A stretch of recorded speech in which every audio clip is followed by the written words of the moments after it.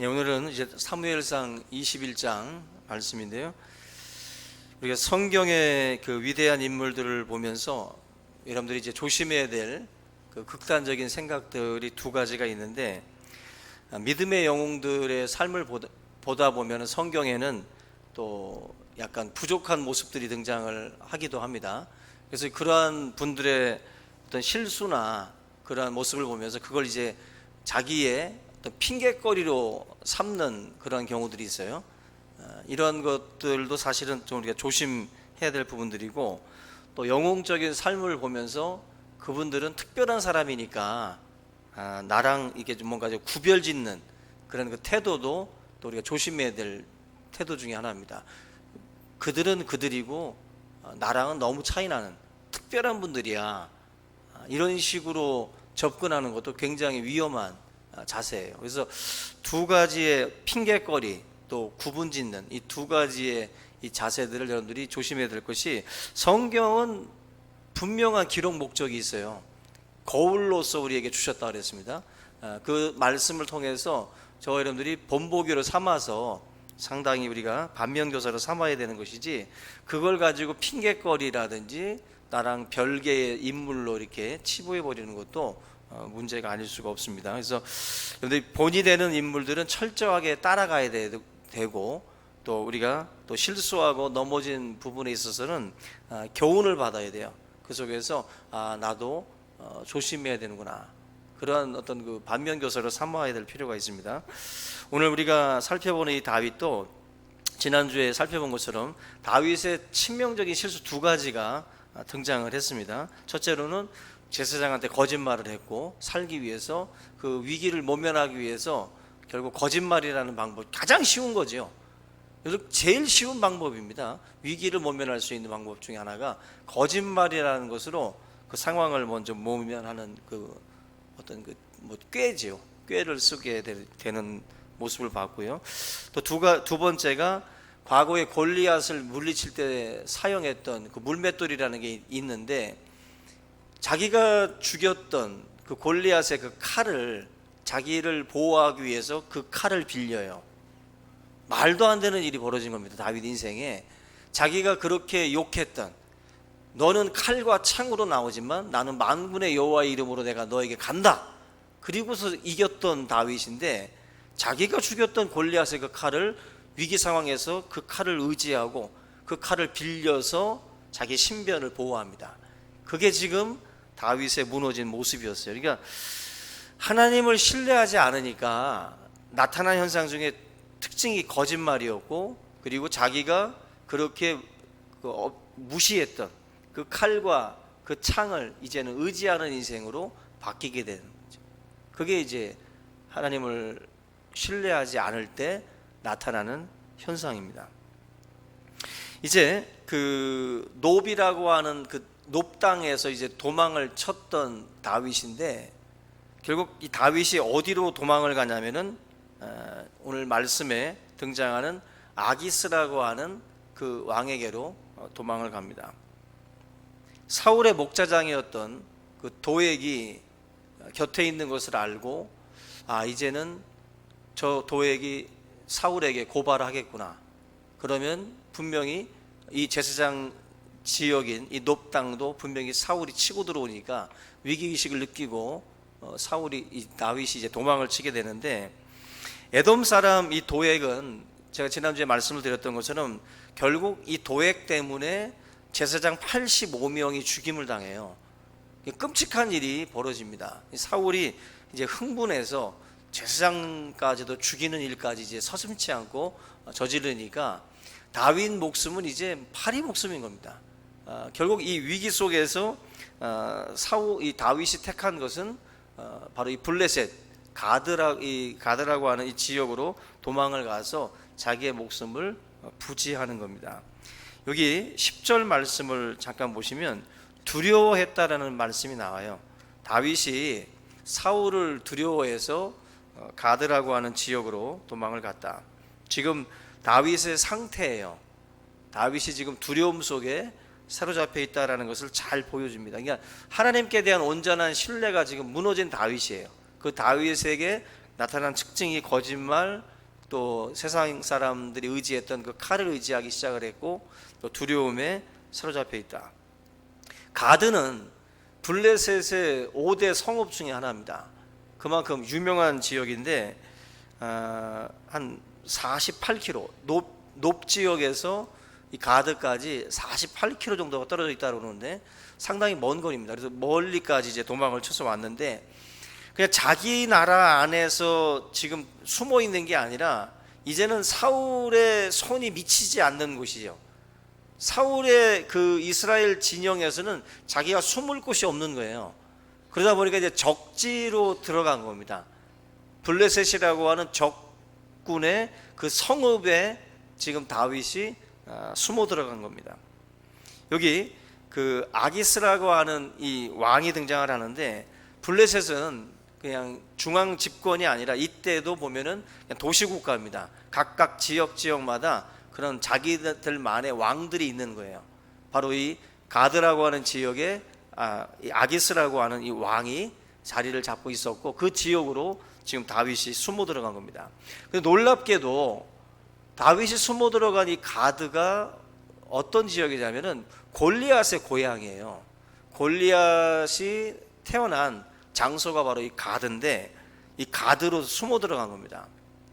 또 한 가지는, 가드는 어떤 곳이냐면은 미갈을 사울이 그 아내로 줄 때, 이 다윗을 사위로 이제 드릴 때 결혼 지참금으로 요구했던 게 있습니다. 그게 뭐냐면은 블레셋 사람의 양피 100개를 원했어요. 아주 별난 거죠. 그 블레셋 군인들의 양피 100개를 요구했는데, 바로 이 다윗은 이 블레셋 군대의 양피를 200개를 가지고 와요. 100개만 요구했는데 200개를 가지고 오는데, 그 블레셋 군인들이 어느 지역 사람들이었냐면은 바로 이 가드 사람이에요. 가드 사람들, 군인들 양피 200개를 거두어서 가지고 왔던 것입니다. 그러니까 가드 사람들 입장에서 보면은 저 다윗은 그야말로 치가 떨리는 인간입니다. 저건 잡으면 죽이는 거예요. 그냥 블레셋 전체 사람들 입장에서는, 이 가드 지역민들 입장에서는 저 다윗은 눈에 띄면 죽이는 겁니다. 눈에 띄면. 놀랍게도 다윗이 도대체 무슨 배짱인지 몰라도 이 가드 쪽으로 들어간 겁니다. 가장 위험한 지역이에요. 가장. 그리고 칼을 갈고 있는 지역인데 이 지역으로 숨어 들어갔습니다.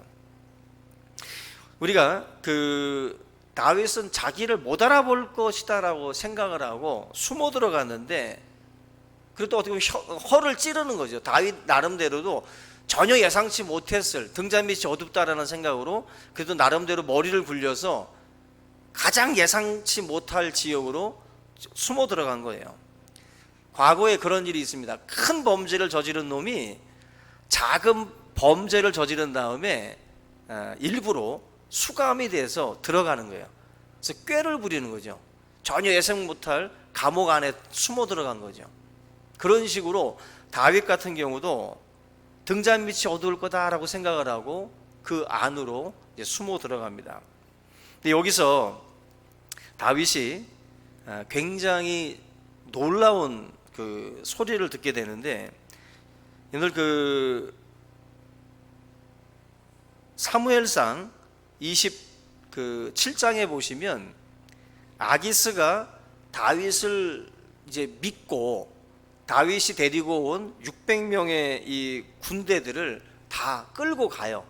받아들입니다. 근데 이 27장 이전 이 상황 속에서 보게 되면 이 아기스의 이 군사들은 다윗을 알아봅니다. 다윗을 알아보고 이 다윗이 바로 결국 그 자신들을 해했던 그 대상이라는 것을 알아보게 돼요. 그런데 놀랍게도 이 아기스는 이 상황을 제대로 보지 못해요. 다윗이라고 하는 인생이 결국 하나님께서 보실 때에 아름답지 못한 선택을 했고, 그리고 그 숨어 들어간 그 지역에서 다윗이 겪는 일이 뭐였냐면은 수치와 모멸과 그 수욕을 다윗이 이제 겪게 됩니다. 우리가 같이 읽은 이 말씀에 나와 있는 그대로 다윗이 이 지역에서 했던 것은 미친 척하는 거였어요. 미친 척하는 거. 그러니까 하나님의 말씀을 떠나고 하나님에 대한 신뢰를 잃어버렸던 인생이 선택한 길은 바로 잘못된 그 선택이었고 그 길이었거든요. 창세기 12장에 보면은 아브라함이라고 하는 인생이 머물지 말아야 할 곳에 머물렀다가 곤욕을 치르는 그러한 그 내용들이 있습니다. 맨 처음에는 갈대아 우르를 떠나서 하나님이 지시한 땅으로 아브라함이 갔어요. 근데 그 땅에 거주하다가 기근이 오니까 아브라함이 선택한 것은 그 땅을 떠나는 거였어요. 그 땅을 떠나서 두려움이 오니까, 기근이 오니까 약속의 자리를 지키지 못하고 그 자리를 떠납니다.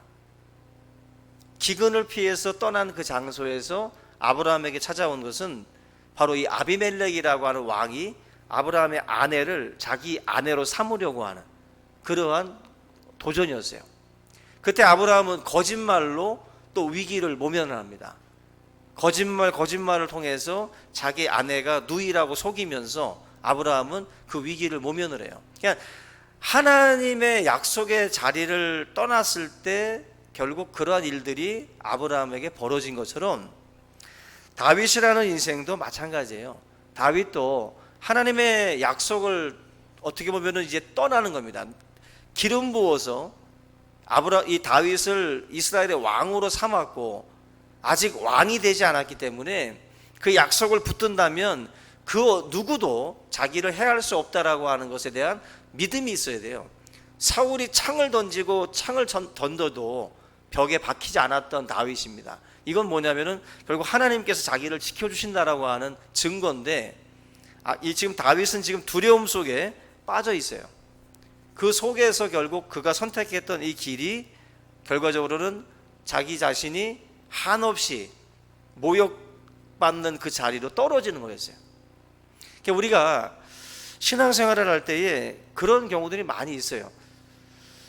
하나님의 어떤 그 약속의 자리인데 삶의 어떤 그 압박이 올 때 우리가 선택하는 것이 있습니다. 선택하는. 근데 기도하는 가운데 우리가 잘 선택을 해야 돼요. 내가 지금 내리는 결정, 내가 내리는 판단이 이게 정말 하나님이 기뻐하시는 판단이니까, 삶의 압박이 들어올 때에 그냥 자동적으로 밀리는 것이 이게 나의 어떤 선택이 과연 옳은가? 지금 아브라함도 기근이라고 하는 압박이 오니까 그게 밀려나서 다른 애굽으로 피신을 한 거예요. 마찬가지로 우리의 삶에도 어떤 압박이 올 때 내가 어떤 결정을 하거든. 근데 그 결정을 할 때 정말 신중해야 된다는 거예요. 신중하지 못하게 우리가 너무나도 그냥 아무 생각 없이 그냥 자연스럽게 밀려나는 것 자체가 굉장히 위험한 겁니다. 어떨 때는 우리가 끝까지 그 고난을 견뎌야 되는 자리가 있어요. 기근이 와도 그 굶주림을 견뎌야 될 자리가 있어요. 내가 떠나지 않고 그 압박이 와도 그 자리를 지켜야 될 자리가 있어요. 근데 그 자리를, 그 시간을 견디지 못하고 우리가 그 자리를 밀려날 때가 있다는 거예요. 근데 성경을 보면 그런 압박이 옵니다. 압박이 오는데 그 압박을 견디는 자가 있고 떠나는 자가 있어요. 모세가 출애굽을 해가지고 이스라엘 백성들을 이렇게 끌고 갈 때 나름대로 40년 동안 광야에서 양치던 목자이기 때문에 광야를 잘 알아요. 이 모세가. 그런데 모세가 백성들을 끌고 갈 때 어떻게 끌고 갔어요? 만약에 이 땅에 물이 없어, 아니면은 뭐 먹을 것이 없다든지 뭐 어떤 지형적으로 열악해도 임의적으로 판단해 가지고 안 되겠다, 움직이자가 아니었어요. 광야길을 걸어갈 때에 모세는 구름과 불기둥이 움직이면 움직였어요. 아무리 그 땅에 샘이 있고 그 땅에 뭐 종려나무가 있고 아무리 물샘이 많아도 구름과 불기둥이 움직이면 그때 움직였어요. 본인 생각은 머물고 싶어요. 더 여기 물도 많으니까. 근데 하나님이 가자 하면은 그때 가는 거예요. 그게 바로 모세가 느꼈을 갈등이라고 저는 생각을 해요. 이걸 내가 너무 잘 알아. 이 지형을 내가 너무 잘 알아.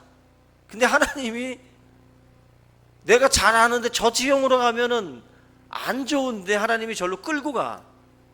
순종하기 쉽지 않습니다. 그거 우리들 생각하고 다를 때 똑같은 거예요. 그러니까 구름과 불기둥을 따라가는 것과 우리가 지금 하나님의 말씀, 성경의 말씀을 우리가 따라가는 것과 똑같은 겁니다. 말씀을 따라간다는 건 나는 머물고 싶어, 나는 이쪽을 택하고 싶은데 하나님은 자꾸 아니라고 나한테 말씀을 해요. 그럴 때 우리가 그 구름과 불기둥을 따라갔듯이 주의 백성들도 그렇게 움직여야 되는 거죠. 다윗은 그런 점에서 지금 실수하는 거예요. 다윗은 지금 하나님의 말씀하고 다르게 지금 움직이고 있음을 우리가 볼 수가 있다라는 것입니다. 복 있는 사람은 악인의 길을 쫓지 않는다 그랬죠. 또 죄인의 길에 서지 않는다 그랬어요. 근데 많은 사람들이 이러한 복 있는 길을 걸어가지 않습니다. 자기가 생각하는 복을 쫓아가요. 자기가 생각하는.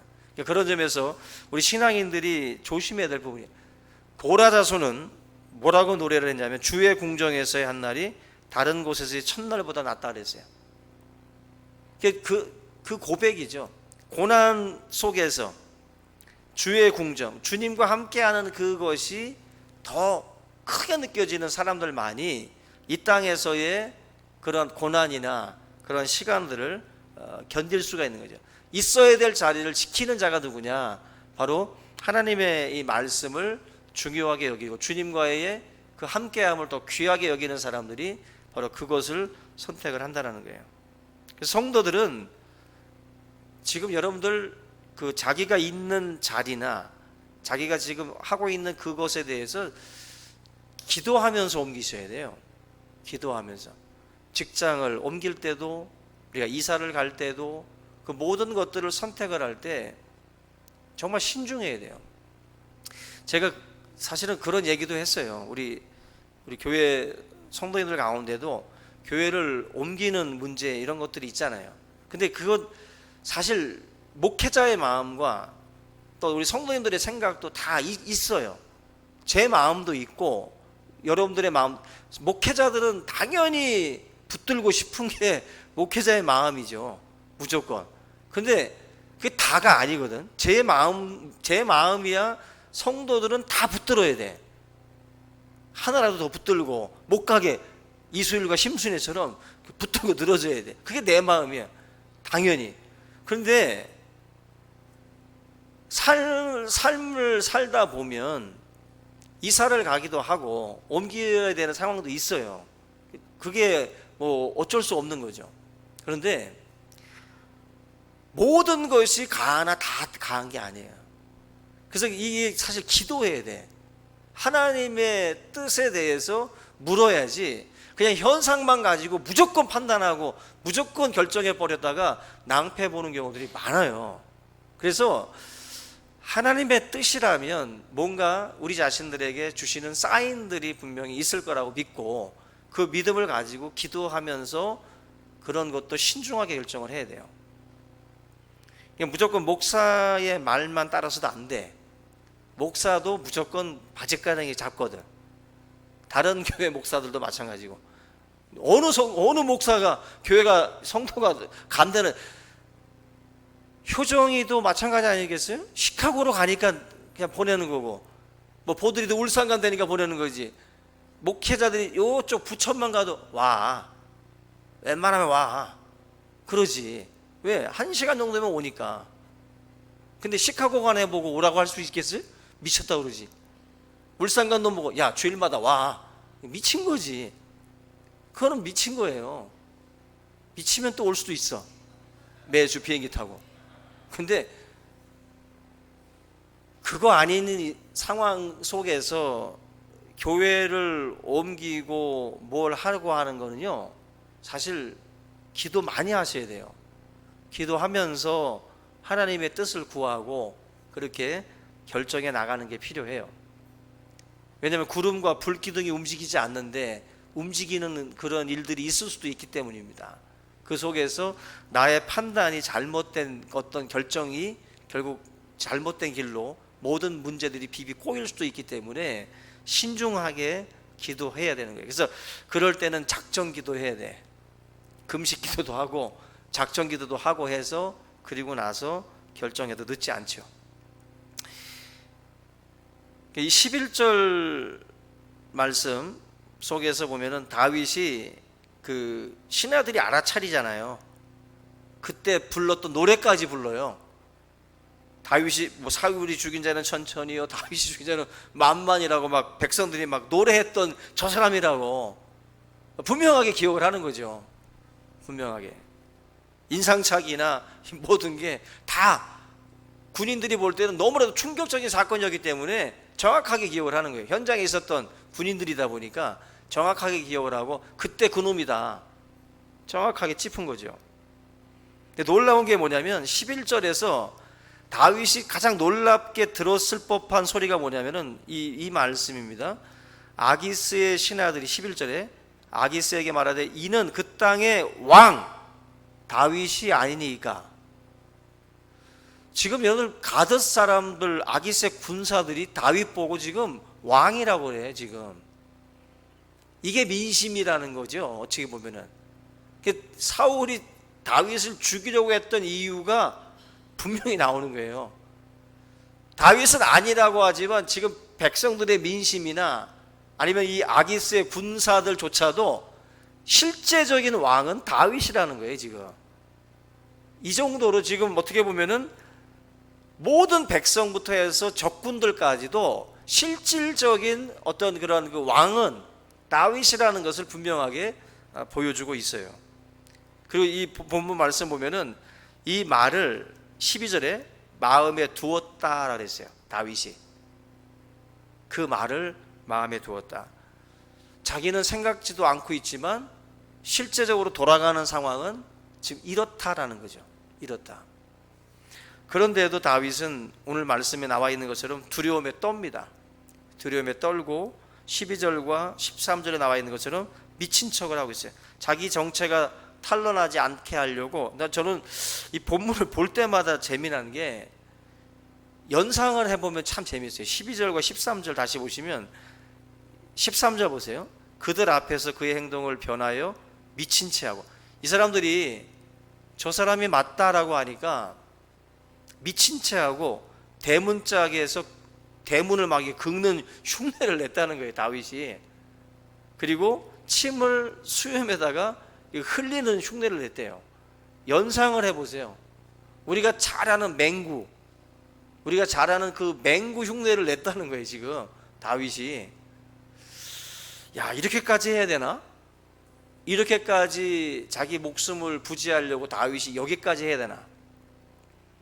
다윗이 여러분들 하나님에 대한 신뢰를 잃어버리고 지금 자기가 선택한 길을 걸어가니까 참 웃지 못할 그 자리까지 지금 다윗이 무너져 가고 있는 모습을 우리가 보게 됩니다.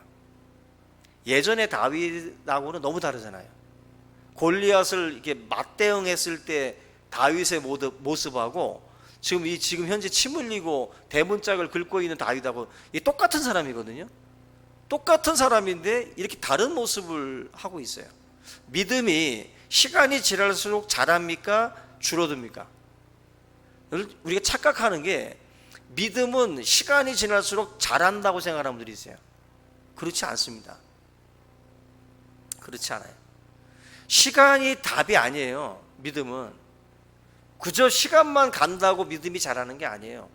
그 16살 그 어릴 때에도 골리앗 앞에 그렇게 당당했던 다윗인데 시간이 지나고 그렇게 기름까지 붓고 왕이라는 말을 듣기도 했던 다윗이 이렇게 무너집니다. 그래서 여러분들 신앙이라는 것은요, 하나님과 나와의 이 관계, 하나님과 나와의 이 소통이 무너지면은요 그냥 무너지는 거예요. 그리고 하나님에 대한 신뢰가 한번 깨지기 시작을 하면 무섭게 무너집니다. 무섭게. 다윗도 지금 무섭게 무너지는 거예요. 그래서 세상의 소금이 맛을 잃으면 세상 사람들한테 짓밟힌다 그랬어요. 똑같은 거예요. 지금 다윗이 맛을 잃어버리니까 이렇게 미친 척하고 이렇게 세상 사람들의 조롱거리로 전락을 하고 있는 겁니다. 저나 여러분들이 이런 모습이 안 된다는 보장이 없어요. 지금 우리가 아무리 자랑해도, 우리의 믿음을 아무리 우리가 높이 봐도 그 사람의 믿음도 여지없이 이렇게 추락할 수 있는 게 우리예요. 인간은 불완전한 존재입니다. 그래서 날마다 주님 의지하고 찬송하고 기도하고 말씀 보고, 신앙, 믿음은 들음에서 나고 들음은 그리스도의 말씀이라 그랬어요. 신앙이라는 건요, 자꾸 하나님의 말씀을 듣는 가운데 자라나는 것이지, 자꾸 세상 소리에 우리가 취하다 보면 무너집니다. 무너져요. 작아져요. 그래서 우리가 믿음의 말들을 자꾸 들어야 됩니다. 목회자들도 자꾸 외부의 목사님들의 말씀도 듣고 세미나도 듣고 자꾸 들어야 돼요. 목회자들도 똑같습니다. 여러분들도 제가 그걸 느껴요. 여러분들도 하나님의 말씀을 맨날 똑같겠지가 아니라 자꾸 찾아 들어야 돼요. 그럴 때 우리 믿음이 자라나는 거예요. 어제의 믿음으로 오늘을 살려고 하면 안 돼. 오늘은 또 오늘이에요. 오늘의 양식을 구하듯이 오늘의 은혜를 또 구해야 된다고. 다윗도 지금 이렇게 미치광이가 되고 미친 자로서 지금 무너지는 이 모습들, 오늘 저와 여러분들이 다시 한번 이 모습을 좀 바라보면서 내 자신의 신앙을 한번 돌아볼 수 있기를 바랍니다. 누구한테 칭찬받는다고 해서 자만해서는 안 돼요.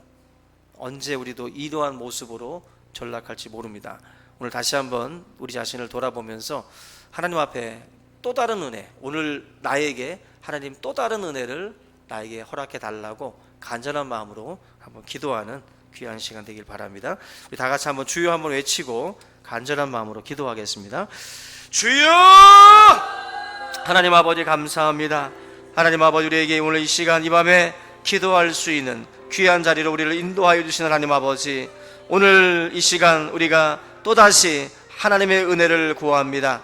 아버지 하나님의 그 은혜를 사모하며 주님 앞에 간구하기를 원하오니 주의 성령께서 역사하여 주시고 인도하여 주심으로 우리의 아버지 하나님의 영혼이 다시 한번 일어나게 도와 주시옵소서. 성령의 거룩한 은혜로 살아날 수 있도록 하나님께서 역사하여 주시옵시기만을 주여 간절히 바라옵고 원합니다. 어제의 믿음으로 자만하지 않게 도와주시옵고 우리가 날마다 주님 앞에 엎드려 기도할 수 있는 심령들로 아버지 이 시간 서게 하여 주시옵소서. 하나님 앞에 간구하고 기도하며 주님의 은혜를 구하는 자가 될 수 있도록 하나님 아버지 역사하여 주시옵소서. 성령의 은혜를 구하게 하여 주시옵소서. 하늘의 은혜를 구하게 하여 주시옵소서. 살아계신 아버지 하나님, 하나님의 은혜가 우리를 살릴 줄로 믿습니다. 마디는 소금이 되지 않기를 원합니다. 세상에 소금이 되지 않게 하여 주시옵소서. 우리가 하나님을 아버지 하나님과 하나님과의 관계가 아버지 무너지지 않기를 원합니다. 하나님에 대한 신뢰가 깨어지지 않게 하여 주시고 언제까지나 주님을 바라보며 주님을 향한 그 믿음으로 승리할 수 있도록 주여 인도하여 주시옵소서. 성령의 거룩한 은혜를 구하게 하여 주시옵소서. 하나님의 은혜를 구하는 자가 되게 도와 주시옵소서. 성령의 거룩한 은혜를 아버지 은혜를 통해서 우리가 다시 한번 우리 영혼이 살아나게 도와 주시옵고 기도하는 심령들로 일어서게 하여 주시옵소서. 하나님 아버지, 세상 속에 짓밟힌 소금이 되지 않기를 원합니다. 내 목숨을 살고자 아버지 하나님의 내 생명을 아버지 하나님이여 주님 앞에 아버지 온전히 맡길 수 있게 도와주시옵시고 우리가 아버지 세상을 두려워하지 않기를 원합니다. 두려워 말라, 놀라지 말라, 내가 너와 함께함이라고 말씀하셨사오니 항상 담대할 수 있도록 주여 인도하여 주시옵소서. 우리와 항상 함께 하시는 그 주님을 바라보게 도와주시고 주님의 그 믿음으로 우리가 아버지 일어서게 하여 주시옵소서. 성령 안에 아버지 살아가는 자가 될 수 있도록 인도하여 주시옵소서. 감사합니다. 영광 받아 주시옵소서. 하나님, 우리의 믿음을 돌아보는 그러한 시간이 되기를 원합니다. 다윗과 같이 그렇게 아버지 하나님 참으로 놀라운 그 믿음으로 골리앗을 물리쳤던 그 다윗의 그 신앙, 그 믿음이 여지없이 바닥으로 추락한 이 모습을 우리가 봅니다. 하나님 아버지, 우리가 결단코 자만하지 않게 하시고 섰다고 자랑하지 않도록 인도하여 주시옵소서. 날마다 하나님 겸손하게 주님 앞에 엎드리는 자가 되게 하여 주시옵소서. 기도 없이 말씀 없이 살 수 없음을 날마다 깨닫게 하시고 예배를 소홀히 여기지 않게 하시며 기도의 자리를 소홀히 여기지 않도록 주님 우리를 붙들어 주시옵소서. 하나님 앞에 엎드릴 때에 주님께서 성령의 충만함과 능력으로 우리를 붙들어 주실 줄로 믿습니다. 영적 침체에 빠져있는 영혼들 주님 불쌍히 여겨주시옵고 말씀의 자리로 기도의 자리로 나올 수 있도록 인도하여 주시옵소서. 하나님 앞에 엎드리는 자에게 주님께서 능력의 손으로 함께 하시고 저들을 또한 일으켜 주실 줄로 믿습니다.